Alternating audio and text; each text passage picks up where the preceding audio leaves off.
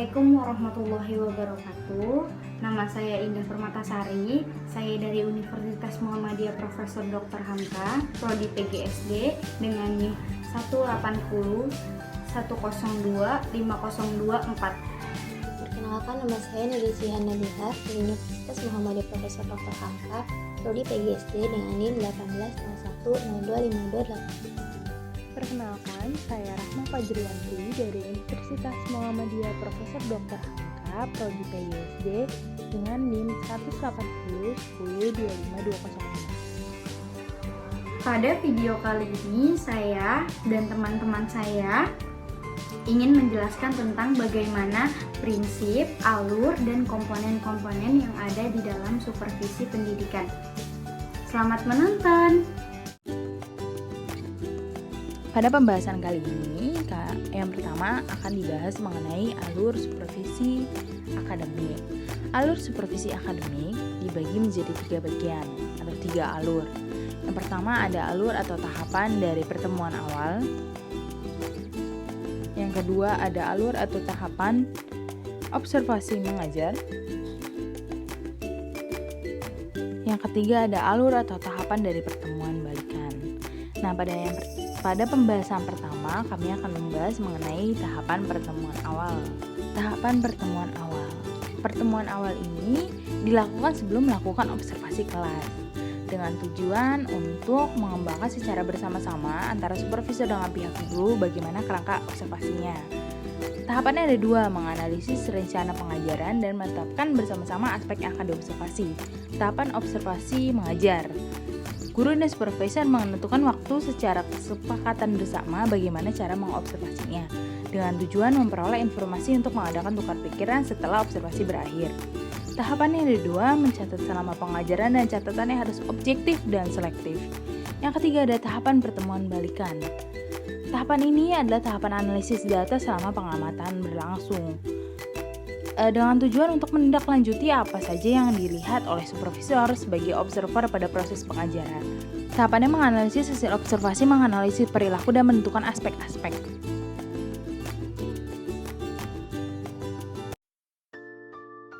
Prinsip supervisi akademik. Halo, saya Rahma, Kepala Sekolah SDN Harapan Bumi 12. Halo, saya Nadia dan ini teman saya Indah. Saya ingin bertanya apa saja prinsip dalam supervisi akademik. Prinsip supervisi akademik ada 12.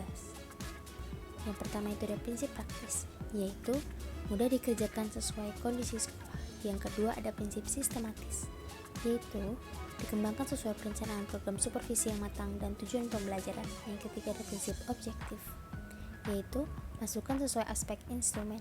Yang keempat ada prinsip realistis, yaitu berdasarkan kenyataan sebenarnya. Yang kelima ada prinsip antisipatif, yaitu mampu menghadapi masalah yang memungkinkan terjadi.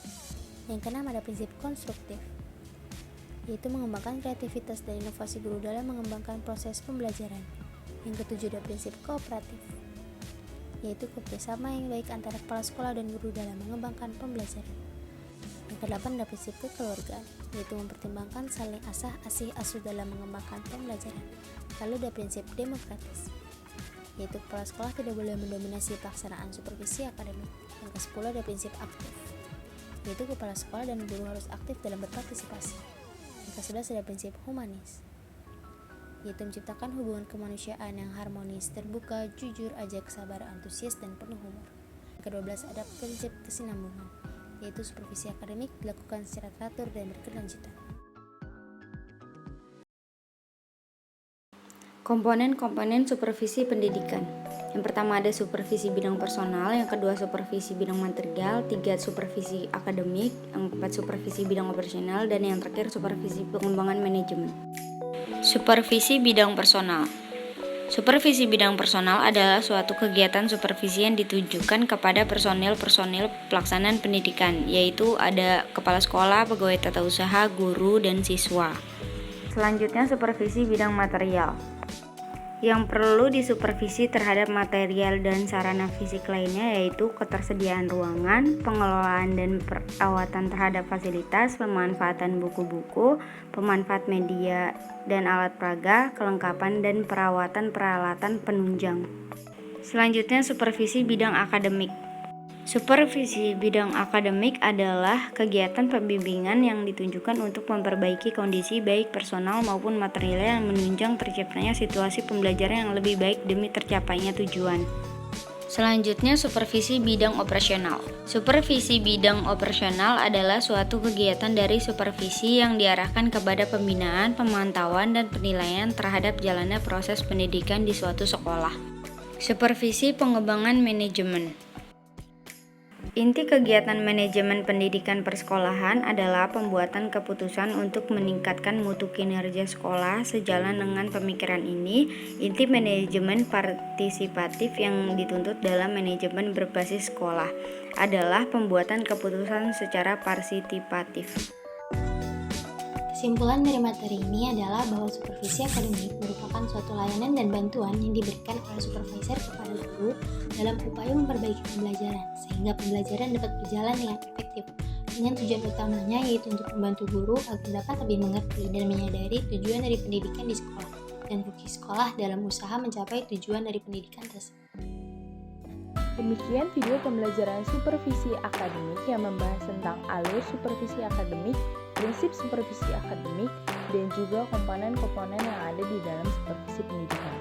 Terima kasih sudah menonton, semoga bermanfaat dalam pembelajaran dan juga lainnya. Wassalamualaikum warahmatullahi wabarakatuh.